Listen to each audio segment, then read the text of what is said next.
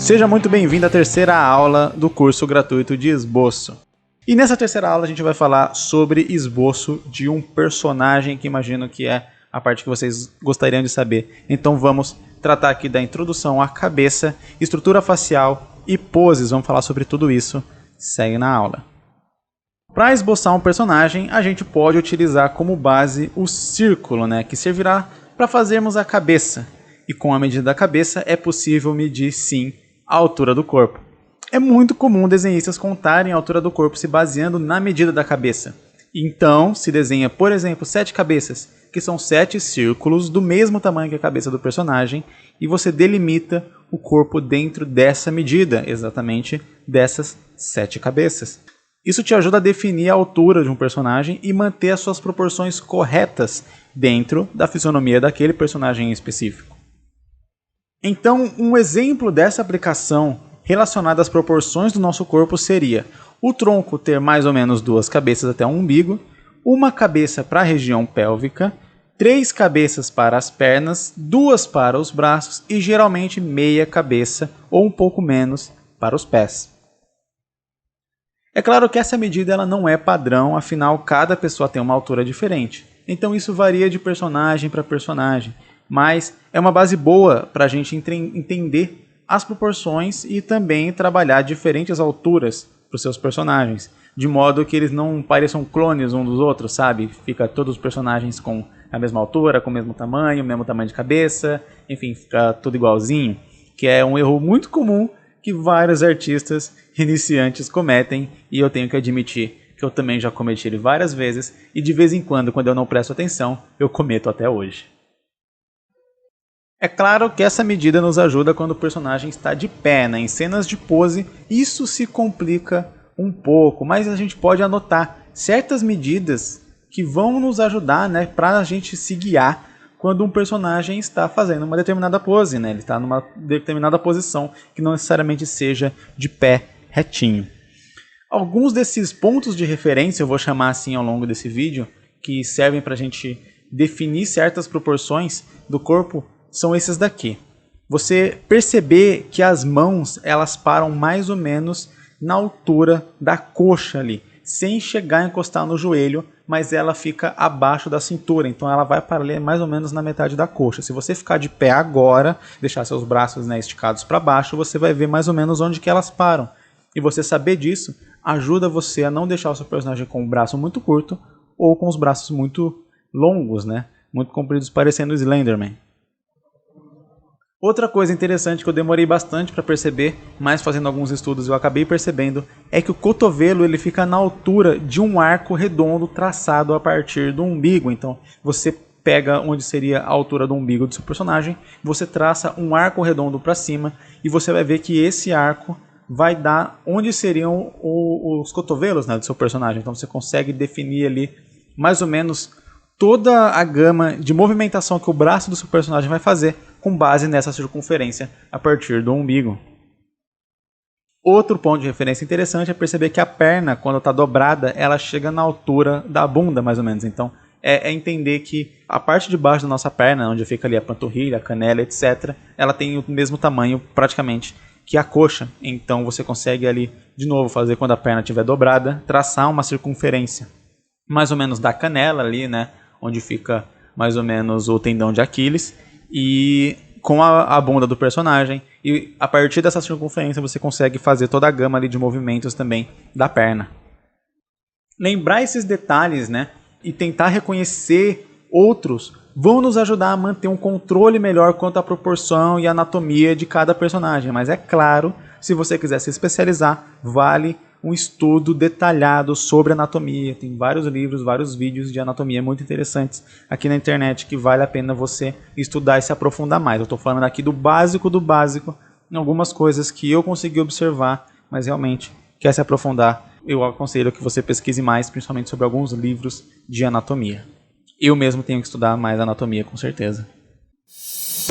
Uma vez definida a altura do personagem, outras formas geométricas se fazem presentes para a gente traçar o corpo desse personagem. Por exemplo, um retângulo meio angulado e meio arredondado, né? Todas as formas geométricas que a gente aplicar ao ser humano, elas não vão ser meio que literais, né? Elas vão ser arredondadas, anguladas, vão ser um pouco distorcidas, né? Porque a gente é uma forma da natureza. A natureza ela geralmente trabalha com formas distorcidas, distorções das formas geométricas, apesar de ser versões ali simplificadas delas. Enfim. Então, voltando, um retângulo mais ou menos angulado, ali meio arredondado, ele pode ser utilizado para a gente definir o tronco do nosso personagem, né? Que é a parte ali do corpo, a parte central, onde fica barriga, peitoral, as costas, etc. Enquanto, por exemplo, a gente pode usar cilindros mais ou menos em formato de charuto para fazer os membros superiores, os membros inferiores e tal, que são os braços, as pernas. E alguns artistas, por exemplo, eles utilizam retângulos mesmo, né? Só para realmente mostrar ali mais ou menos a proporção, o tamanho, grossura de cada um desses membros, né? Na verdade, não existe uma regra definida, né? Você faz o que ficar melhor para você.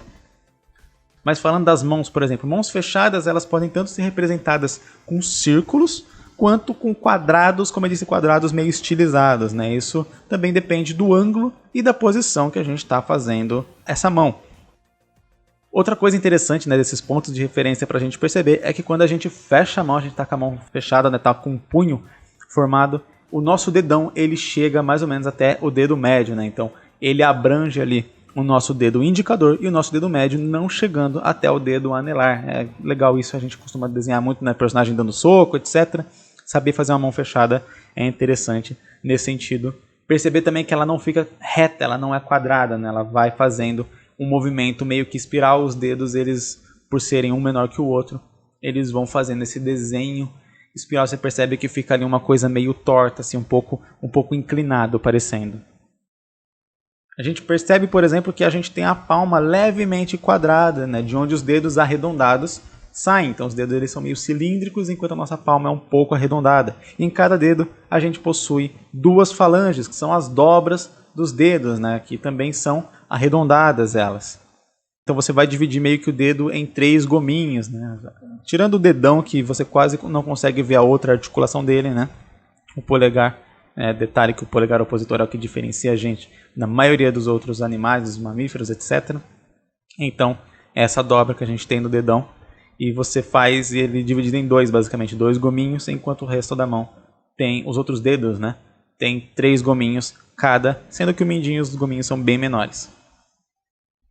Outra coisa que a gente repara ali quando a gente está desenhando uma mão aberta, né, que você vai representar isso, é que os nossos dedos eles possuem tamanhos diferentes. Então abre a sua mão na sua frente agora e repara como o tamanho dos seus dedos é diferente. E no esboço a gente consegue fazer isso traçando um arco mais ou menos em formato de espiral, ou seja, começando maior e terminando menor, se você estiver partindo do indicador para o mindinho, ou começando menor e ficando maior se você estiver partindo do mindinho para o indicador. Por que esse arco tem que ser em formato mais ou menos espiral? Porque o nosso dedo médio é maior que os outros dedos, como você consegue ver.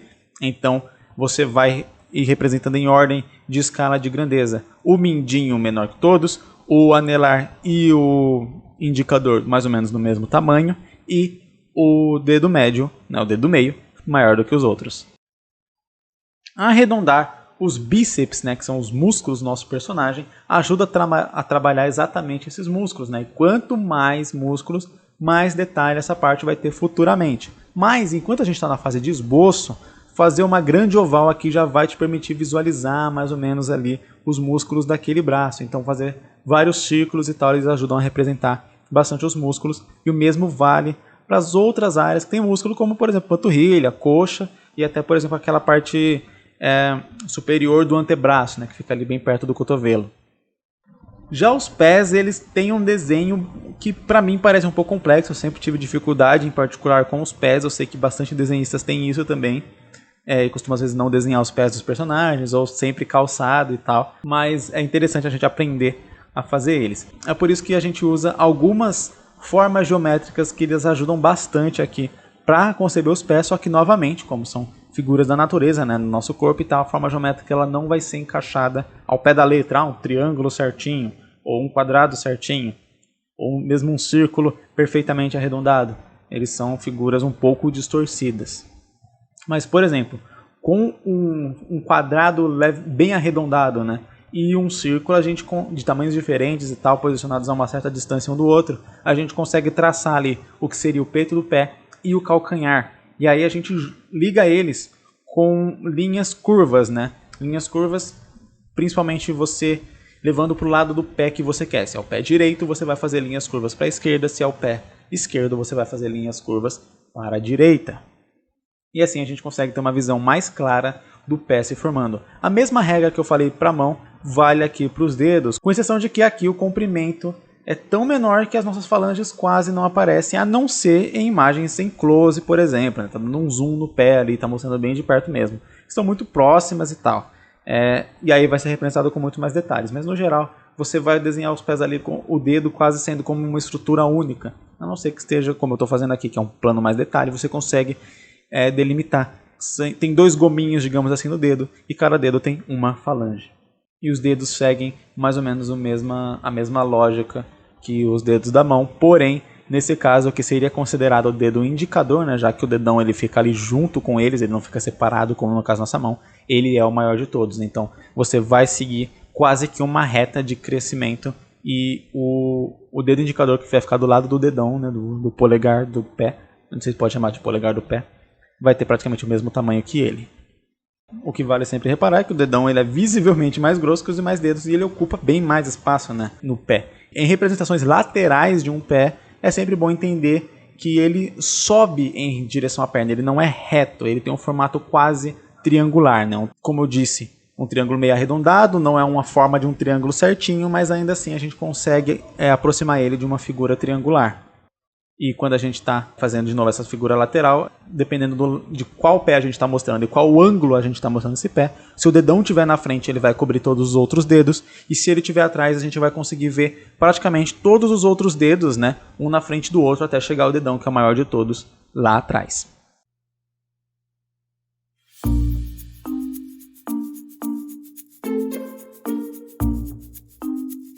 Um rosto, por exemplo, a gente pode começar com um círculo e usar um formato meio triangular, porém arredondado, para representar a mandíbula. Então aqui a gente tem a estrutura da cabeça, né? E aqui a gente tem a parte da mandíbula. Com um traço a gente divide esse rosto no meio. E o objetivo, né, é você conseguir fazer a cabeça ter os mesmos elementos tanto de um lado quanto do outro. Você tem um desenho assim simétrico. Então fazer tudo que tem desse lado ter o mesmo tamanho que tudo que tem desse. Por isso esse traço aqui ele é importante. E aqui, para a gente poder encaixar os elementos da nossa face, algo bastante importante vai ser você decorar alguns pontos de referência. Então saber, por exemplo, que a orelha ela tem mais ou menos, né, ela chega na altura dos olhos ali e do nariz, vai te ajudar a posicionar mais ou menos eles. Então você sabe mais ou menos que a orelha fica ali por volta do meio da cabeça, né, da região ali, né, onde termina a mandíbula. Você tem a mandíbula aqui, a orelha vai vir aqui. Então essa base dela aqui você vai usar como linha para o nariz, referencial para o nariz, e aqui você vai usar como a linha base do olho, né? Então o olho ele vai vir aqui um pouco mais para baixo, ele vai terminar aqui nessa linha da orelha. E logo abaixo você vai ter a linha da boca.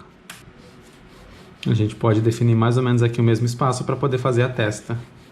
E aí é claro que se o personagem tiver uma testa grande, ele vai ser acima disso, se tiver uma testa pequena, vai ser um pouco abaixo disso. Outro ponto de referência que é interessante a gente usar é saber que mais ou menos um olho, eles têm a distância de um olho entre, né, os dois olhos eles têm a distância de um olho entre eles. Então se o seu olho, por exemplo, vai ser desse tamanho, você consegue desenhar aqui, você faz o personagem mais ou menos como se ele tivesse 3 olhos, né, com um encaixado aqui no meio. Sendo que, na verdade, você só vai usar essas marcações aqui. E essa aqui você vai esquecer depois. O nariz ele pode ser representado com um triângulo, né? Principalmente se você estiver fazendo um rosto de perfil.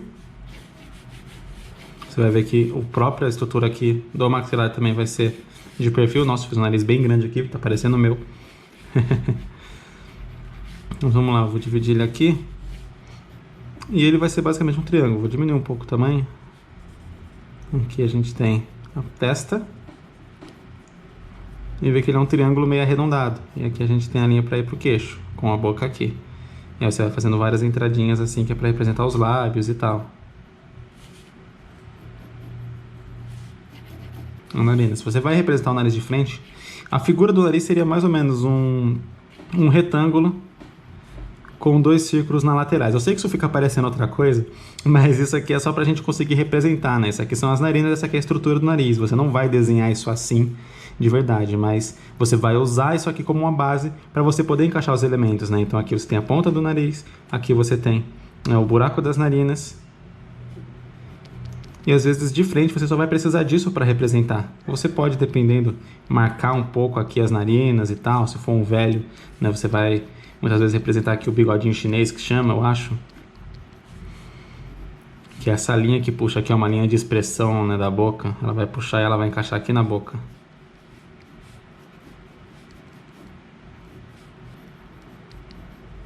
Sendo que isso aqui não vai ficar muito marcado, né? Eu faço um pouco mais forte exatamente para poder aparecer na câmera. Então aqui você vai fazer isso.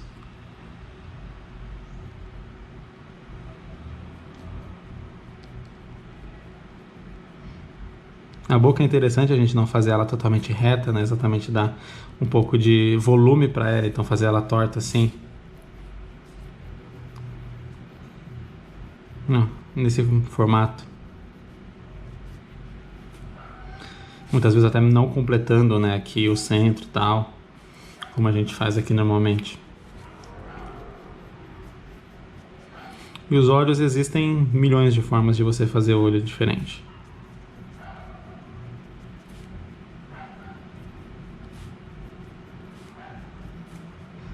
Mas, né, no geral, a íris do seu olho, né, a pupila, enfim, toda essa parte, eu não sei o nome exato de toda essa parte, nem da parte, acho que a parte branca é esclerosa, alguma coisa assim.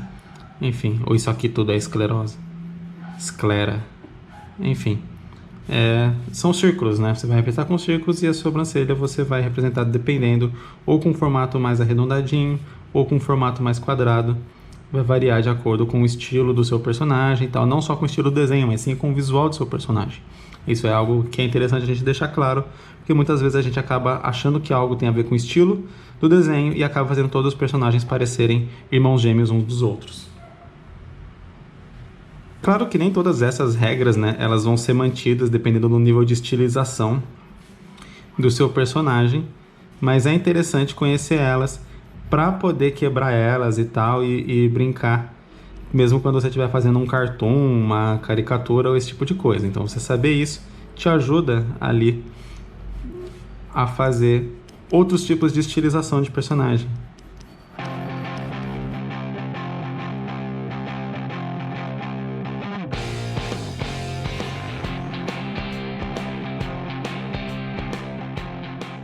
Várias outras formas geométricas estão presentes no nosso corpo e quanto mais detalhes você quiser adicionar a esse corpo, mais formas podem ser utilizadas, como círculos para os joelhos, por exemplo, quadrados para o peitoral ou círculos para os seios e retângulos angulares para os gominhos de uma barriga tanquinho, por exemplo.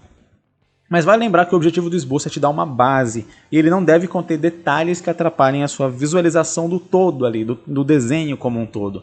Como esboços tendem a ser muito rabiscados, né? A gente vai riscando e tal, e essa é a ideia mesmo, é comum a gente encher ele com vários detalhes e linhas e coisas do tipo, a ponto de que ele fica um emaranhado tão grande de traços que o desenho se perde nesse meio, e a gente mal consegue enxergar qual é o traço final que a gente vai meio que passar ali depois pro desenho.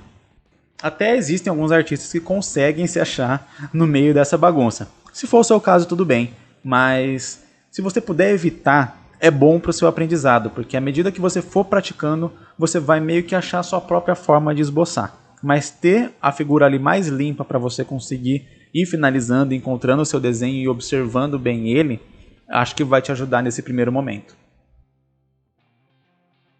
Para as poses, né, como eu disse anteriormente aqui, reconhecer esses pontos de referência vão te ajudar muito a garantir certas proporções, garantir que essas proporções estão no lugar certo, no tamanho certo, né? Mesmo que tudo esteja fora da zona de conforto ali, ou seja, fora do personagem de pé certinho, esteja nas posições mais malucas e inimagináveis possíveis. Então, ao esboçar um personagem correndo, por exemplo, traçar linhas guia para conferir se suas proporções estão corretas vão te ajudar muito a prevenir certos erros durante a finalização da sua arte.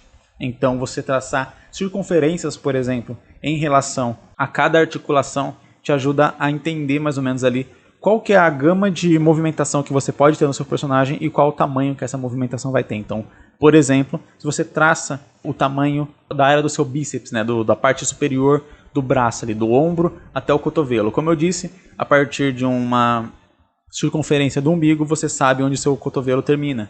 E você sabe que o seu antebraço tem mais ou menos o mesmo tamanho do seu braço. Então você consegue, a partir de novo, de uma circunferência mais ou menos reta, né? Ela não precisa ser feita com compasso, né? A gente não é o Leonardo da Vinci, a gente está só esboçando aqui para ter uma ideia. Você consegue achar onde que o seu antebraço vai terminar para você poder encaixar a mão do seu personagem. O mesmo vale para a perna, para a parte inferior da perna, etc.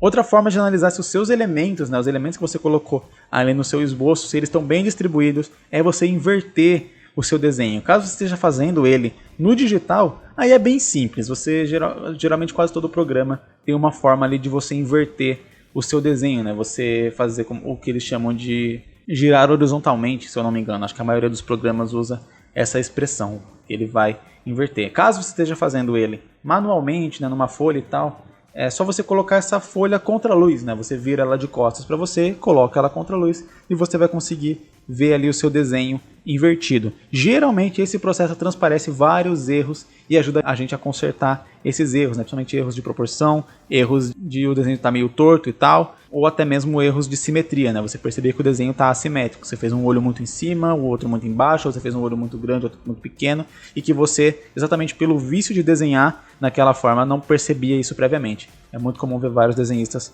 fazendo isso para poder acertar os seus desenhos.